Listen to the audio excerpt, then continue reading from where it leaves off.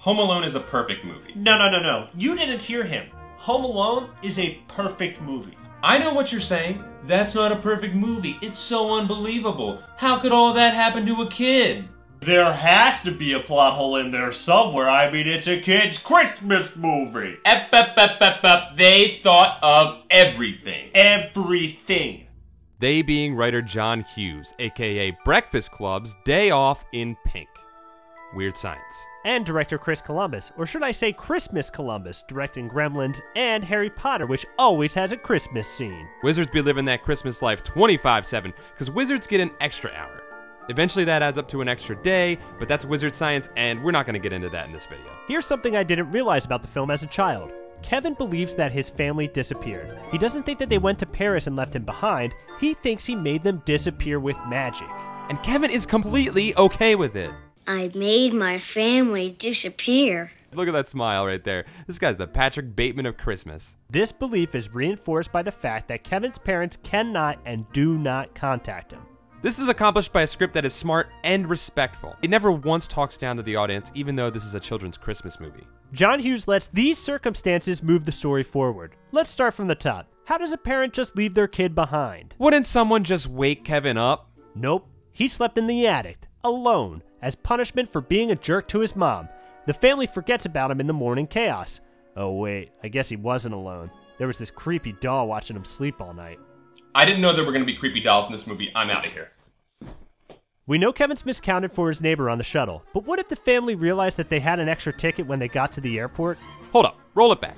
Milk just spilled on the counter. Kids' faces are getting smashed. Brothers are fighting brothers. Everything's a mess. Dad's cleaning up the place. He's throwing everything out. Wait a second, what does that say? Does that boarding pass say Kevin on it? Enhance! Okay, I get that Paul and gorgeous man, but what did Kevin realize that his family left him behind? You stupid shit, the cars are still in the garage! Damn.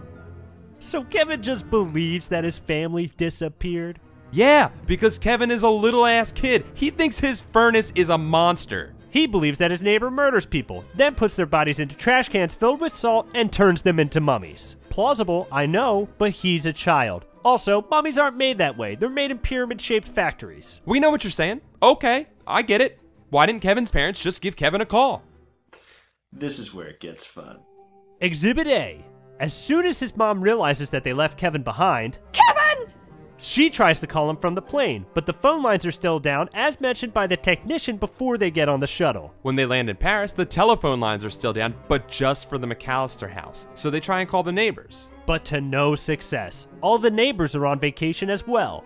And can you blame them? Have you been to Chicago in the winter? It's terrible. Look at this. These are real images of Chicago in the winter. I got it. She should call the police. God damn it, she does! But when the police show up to check on the house, Kevin doesn't answer because he's hiding underneath the bed thinking it's old man Marley trying to break the door down so he can stick him in his mummy bucket. Look at that bucket. It's got mummy written all over it. He probably keeps the wrappings in his pockets with his old man candy and still eats it anyway because he's gross. Well, if the family can't call, why don't they just fly back? All the flights are booked. It's the holiday season. They celebrate Christmas in France too, you know. What accent is that? French. So Kevin's mom stays at the airport waiting for a standby seat to open up, while Kevin's dad goes back to the hotel to continue trying to contact the neighbors. And in doing so, he leaves a message on the answering machine of a neighbor's house that is currently being robbed by the wet bandits. Oh shit! You used to have a machine just for voicemails! This lets the wet bandits know that the McAllister family is in Paris, contrary to when they first tried to rob the house and a light turned on, scaring them away, because all robbers are afraid of lights. Alright, if the phone lines are down, how did Kevin order a pizza? You got me. Psych! That's something they used to say in the 90s. In fact, I'd say that this movie kickstarted the 90s. Cool kids. With bad attitudes. Not us though, we're nice. Kiss at you. Kevin's able to order a pizza because the phone lines have come back up at this point. However, Kevin's dad is unable to call Kevin because it's anywhere between 12 a.m. and 3 a.m. in Paris, aka bedtime in the 1990s. They didn't have the internet back then. 12 a.m. rolls around, no good shows on TV. Either you're gonna read a book, yeah, right, or go to sleep. Time to sleep. Maybe Kevin's father calls him once more in the morning, but again, because of the time difference, Kevin sleeps through the call. The McAllister family packs up and gets on the return flight to Chicago that morning. Kevin's family are officially in flight limbo for the rest of the film. But what about his mom? She's wrapped up in connecting flights. She flies from Paris to Dallas to... Where the hell am I? Scranton. All the while away from payphones. Remember, cell phones were not ubiquitous in 1990. So if you had to wait somewhere, you were stuck with your boring thoughts of your son starving at home, or setting the house on fire, or thinking fire is food and trying to eat it, or all those things at once. And in true John Hughes fashion, no one at the airport can help her. Except for my main man, John Candy, and the Kenosha Kickers! They offer her a ride back to Chicago. And bang! Mom's hauling ass in the back of a budget rental truck, taking her out of the picture for the rest of the movie. Wait a second, hold up this video. Why didn't Kevin just call his parents? Because Kevin made them disappear! They're in the nether realm, suffering for all the things they did to Kevin. Mainly just being good parents. It wasn't really anything bad. Once again, he is 8 years old.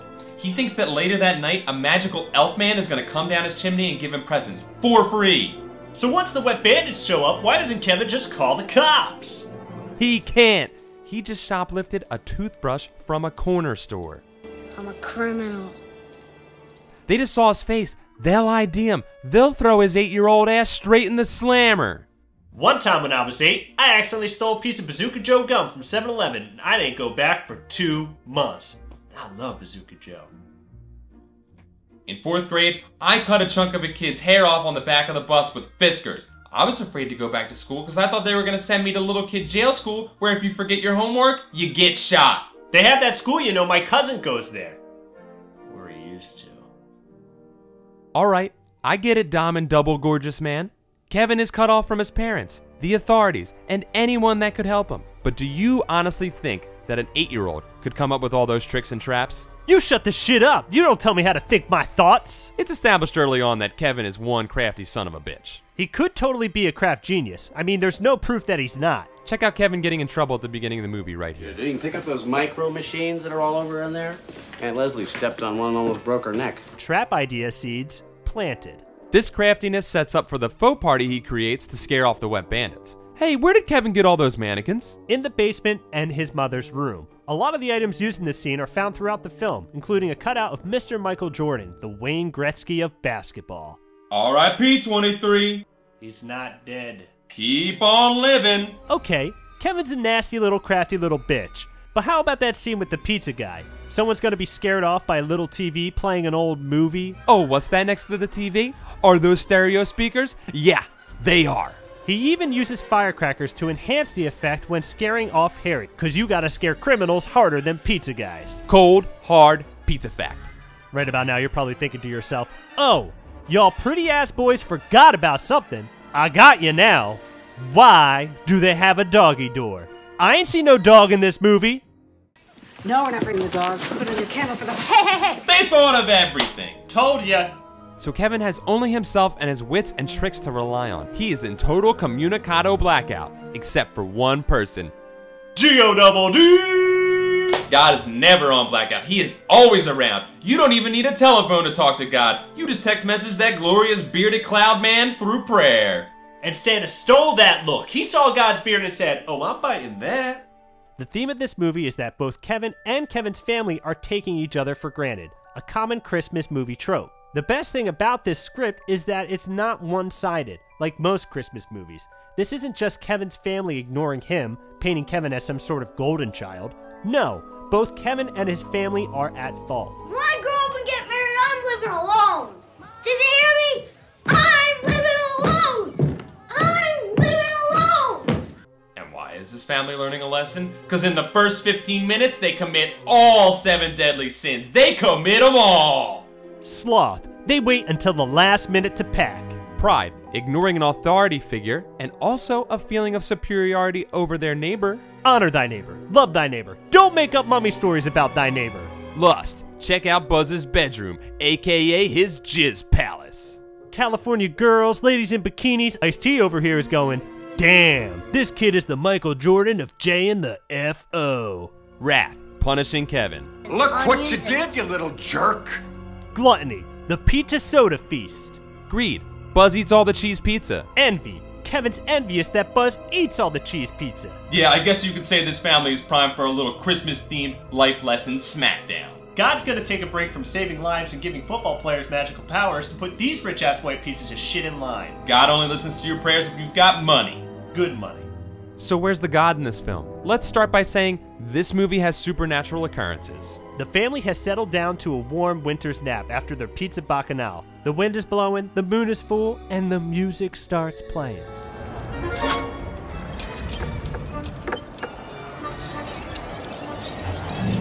Is that God's magic swooping in for a little Christmas lesson? Hell yes. This ain't Santa's house, this is God's house, bitch. And how about that time Kevin telepathically wakes up his mom on the plane? Mom!